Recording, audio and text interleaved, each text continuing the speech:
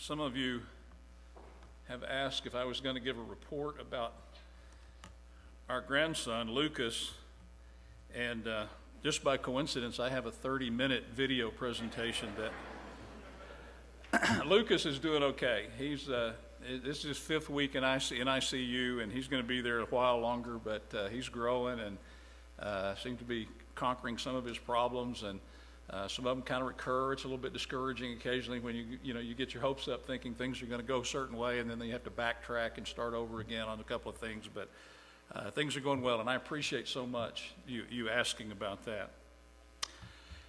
Matthew chapter 20 and verse 25, Jesus called them together and said, "You know that the rulers of the Gentiles lord it over them, and their officials exercise authority over them.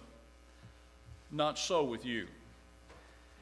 Instead, whoever wants to become great among you must be your servant, and whoever wants to be first must be your slave, just as the Son of Man did not come to be served, but to serve and to give his life a ransom for many."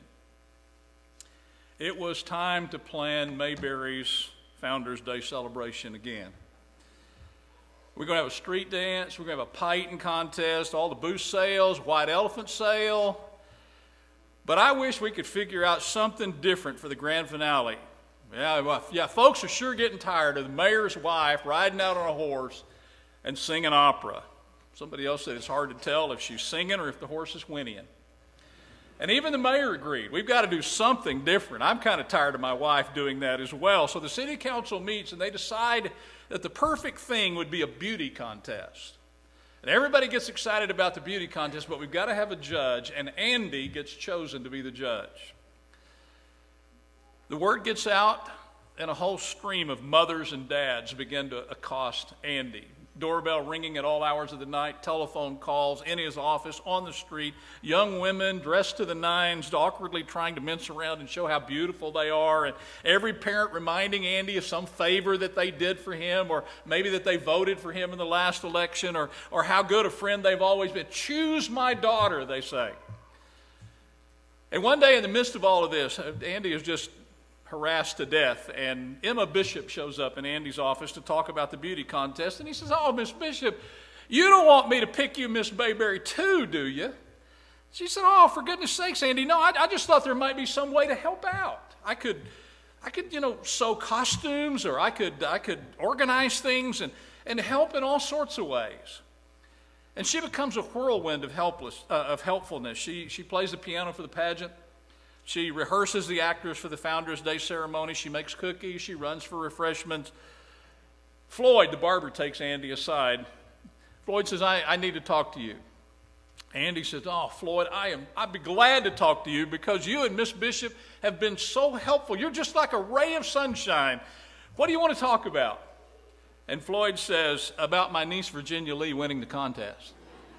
"Oh, Floyd, but I've been such a big help," he said. I just thought you'd give me special consideration." And it goes on and on. Andy can't walk down the street without having to run away from people chasing him and talking to him and begging him, trying to persuade them to make their daughter the beauty queen and Miss Mayberry. And the day of the contest, it's clear that Andy can't choose anybody without making everyone else in town angry. At the end of the contest, the mayor insists, "Announce your decision, Andy." So he stalls. "Where's the crown? We don't have the crown out here." And so there's the crown. The crown is ready. "Announce your decision." "Well, where's the robe? We don't have the robe." And they start looking for the robe. And Miss Bishop runs in from the wings and says, "Here it is, Andy. I just finished sewing it." And suddenly Andy realizes who the true Miss Mayberry is. Folks, I present to you the most logical choice, and in fact, the only choice. I present to you Her Royal Highness Miss Mayberry, Miss Emma Bishop. For all you've done to make this pageant possible, just behaving beautifully through the whole thing, I crown you Miss Mayberry. And Jesus said, "Not so with you. Instead, whoever wants to become great among you must be your servant, and whoever wants to be first must be your slave." I can't think of a better modern illustration of that truth than Miss Bishop. Not worried about what she's going to get from it. Not concerned about whether or not she gets recognition for it or whether she gets honor for it. Not jockeying for some sort of personal payoff. She, look how great I am. Look how helpful I am. You owe me because I've done all these great things for you. She just serves. She sees a need and she fills it. Someone needs coffee, she runs and gets it. Get your own coffee. I have more important things to do. Who do you think I am, your personal servant? Robe needs sewing. She sews it. I'm getting tired of all this work getting dumped on me. Why didn't somebody else get involved? Why do I have to do this all by myself? None of that. She just serves. I have always read John 13 with a little bit of suspicion. You know the story. We've read it already in our worship so far, but just to remind you, beginning in verse 1 of John 13, it was just before the Passover festival.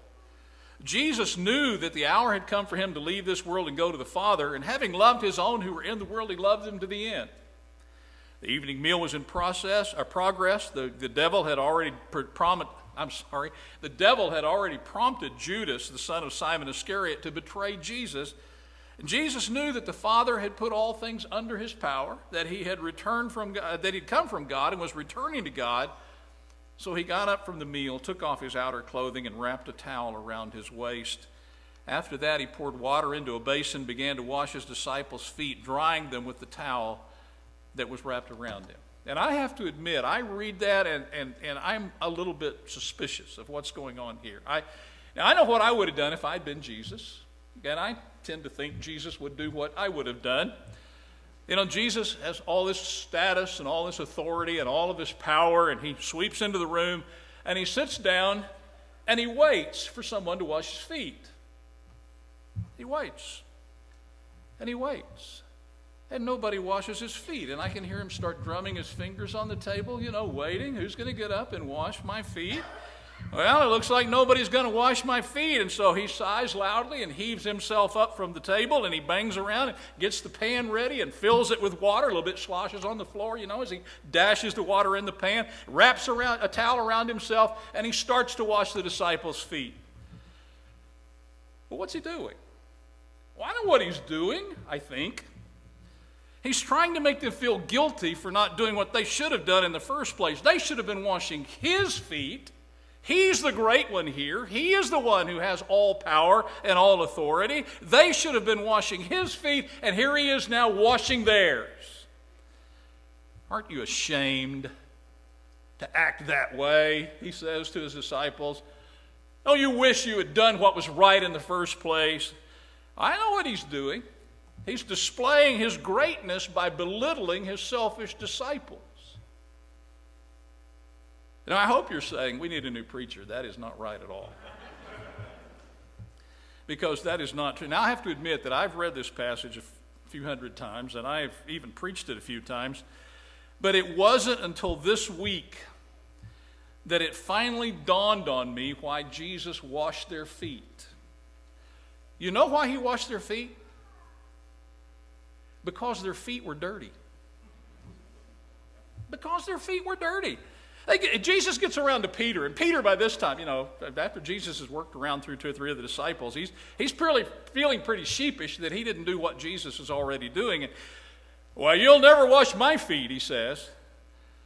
I'm not going to let anybody as great as you wash my feet. Well, I'll admit it, I messed up. I should have washed everybody's feet. I'm ashamed of myself. If my feet need washing, I'll do it myself. And Jesus answered, Peter, unless I wash you, you have no part with me. Peter, don't you understand? I'm not doing this to make you feel bad. If you think that, then you've never really understood what I'm all about. I just want to wash your feet. Won't you let a friend wash your feet? Oh, well, then Peter says, wash not just my feet, wash my hands and my head too. And Peter said, no, let's not be silly. Your feet are dirty. I just want to wash your feet. And I know when Jesus finishes washing their feet, he tells them, and he's trying to teach them something very important. But look at what he taught them. John 13, verse 14. Now that I, your Lord and teacher, have washed your feet, you should also wash one another's feet. I have set you an example that you should do as I have done for you. Very truly, I tell you, no servant is greater than his master, nor is a messenger greater than the one who sent him. Jesus, in effect, asks, do you think that I think that I'm too good to wash your feet? I mean, stop worrying about how cool you're going to look or about how you're going to look to everybody else, and don't worry about whether you're having to do something more than everybody else or whether someone thanks you for what you've done. Don't get it in your heads that somebody ought to be washing your feet. If their feet are dirty, just wash their feet. Because you respect them, because you care about them, because you love them, just like I love you. Now that's something of what I hear Paul saying about elders, for example, in 1 Timothy chapter 3. Here's a trustworthy saying, Paul says, whoever aspires to be an elder desires a noble task. Now I know we always read that and say, that's a really positive thing. If you really want to be an elder, you're thinking, well, that's going to be a good thing. But think about Ephesus and what was going on in Ephesus. Paul writes to Timothy and says, I know there's a bunch of ambitious people there in Ephesus. They want to be recognized as teachers. They want people to look up to them. They want people to see how educated they are. Looky there, he's a teacher of the law. How did we ever get by without this guy? And Paul even has to tell the men in the second chapter, he has to tell them to pray with holy hands uplifted to the Lord, without anger and arguing, he says. And I think, wow, what must it have been like to listen to a prayer in that Ephesian church? Lord, John over there, he's just wrong. Beat him up, Lord. Lord, I don't like Fred. He's always making himself out to be better than everybody else. Make him go away, Lord. Weird prayers in that church. And I think about those kind of guys that would do things like that. And those are the sort of people who would love to be overseers in the church. People who think they're wiser than everybody else. People who think the sort of men who enjoy telling other people what they can and can't do. I'd be a great overseer. I love running things. And boy, when I'm an elder, this church is going to get right or else. And being an overseer in some ways is like that, all right? Here you are up on top looking down on the project and making sure that everything's going the way it's supposed to go. Lynette and I hired a contractor a while back to add a bathroom onto our house, and he was our overseer. I mean, we thought of him as an overseer. He was supposed to make sure the workers worked, and if he was supposed to make sure they did a good job. And if we had any problems, we didn't go to those individuals that were doing the jobs. We went to the project manager, we went to the contractor, the overseer, and said, look, it's your job to make this right. I know there are harsh overseers, and you may have worked for some. I worked for one or two. People who are always looking over your shoulder, never trusting you, making sure you're doing it the way he would have done it, more or less subtly knowing it, letting you know that he knows you're not really doing quite a good enough job. I heard someone tell someone one time when this person asked, what are the parameters for this job? And he got the answer back, you just do the job and we'll tell you what you did wrong. And you think, okay. Daddy called that encouragement by griping. And that's kind of the way it is, yelling and threatening and complaining that you're not working hard enough or smart enough or long enough, and never listening to anybody else about anything because I'm the boss, and even if you do know plumbing better than I do, you better do it the way I say or else. And Paul warns Timothy, you got a church full of those guys there in Ephesus, and when somebody aspires to be an overseer, he needs to know he desires a noble task. And he puts the emphasis on that word task. Being an overseer is not about having people working for you as much as it is about putting yourself to work. And Paul is warning Timothy about the men that Timothy is going to appoint as overseers in Ephesus. If they're the sort who just simply want to sit on a throne and tell everybody else what to do, they aren't really the sort of men you want. You're looking for men who will get down in the trenches and work alongside everybody else, pulling their weight and teaching by example instead of ordering people around. This is the very sort of thing that Jesus warns us off of in Matthew 20, where he said, The rulers of the Gentiles lord it over them, and their high officials exercise authority over them. I can't find a better example of that in Scripture than to just turn a couple of pages over to Matthew 23, where Jesus is going to talk to the crowds about the Pharisees and just burn the Pharisees up for their failure of leadership. He says, the teachers of the law and the Pharisees sit in Moses' seat. So you must be careful to do everything they tell you. They've got the power. They can really make it tough on you if you don't do what they say to do. You have to be careful to do everything they tell you, but don't do what they do, for they don't practice what they preach. They tie up heavy, cumbersome loads and put them on other people's shoulders, but they themselves are not willing to lift a finger to move them. Everything they do is done for people to see. They make their phylacteries wide and the tassels on their garments long. They love the place of honor at banquets and the most important seats in the synagogue. They love to be greeted with respect in the marketplaces and to be called rabbi by others. I think the motto of the Pharisees, as Jesus would have it, is, because I say so, that's why. There's that focus on status, a focus on privilege, a focus on being congratulated on how blessed other people are to know you and to serve you. And the focus is on power and on that satisfaction of knowing that other people have to do what you say, whether they like it or not. Because I say so. Because I say so. That's why. Not so with you, Jesus said. Instead, whoever wants to become great among you must be your servant. Christian leaders, says Jesus, are the ones who may not even be aware that they're leading. I don't know. I never think about it much. I guess I just like people. And I love it when they feel good about themselves and when they feel safe and happy and when they get to be the center of attention and when they know that someone admires them and respects them and cares for them. I'm no leader. I just like people and I want to see them do well.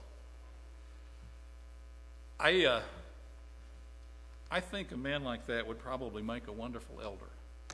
Don't you? Let's stand and sing, and we invite you, if you need to respond to the gospel message of Jesus, please come.